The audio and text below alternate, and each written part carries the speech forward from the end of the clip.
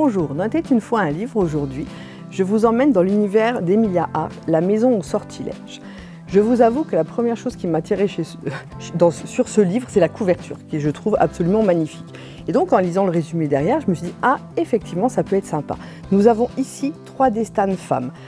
Une femme qui vit au XVe siècle, qui est accusée de sorcellerie, qui est dans un procès à son encontre pour sorcellerie, alors qu'elle n'a fait que son travail, essayer de guérir des gens avec des remèdes complètement refusés par les hommes, par le patriarcat de l'époque.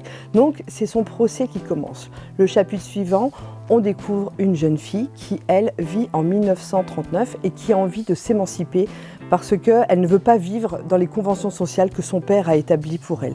Sa mère est décédée il y a très longtemps, c'est un sujet tabou à la maison, on ne sait pas vraiment ce qui s'est passé. Elle n'a d'elle qu'un petit médaillon, une sorte de petit souvenir qu'elle lui a caché, qu'elle lui a laissé.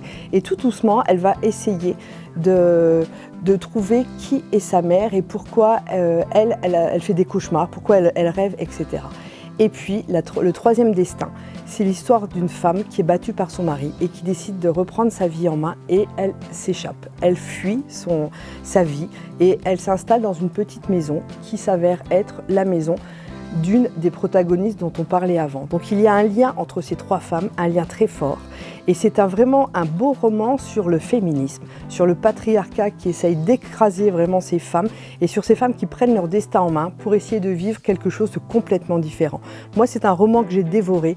Il est vraiment intéressant parce qu'il nous met face à 3 époques et on se rend compte que dans ces 3 époques-là, malheureusement, même s'il y a des siècles qui sont passés ou des années, il n'y a pas grand-chose qui a évolué sur la condition des femmes. Donc je vous le conseille vivement, c'est vraiment une très belle histoire qui est assez surprenante aussi. On parle de sorcellerie, de féminisme, etc. Et ça s'appelle La maison au sortilège d'Emilia Hart.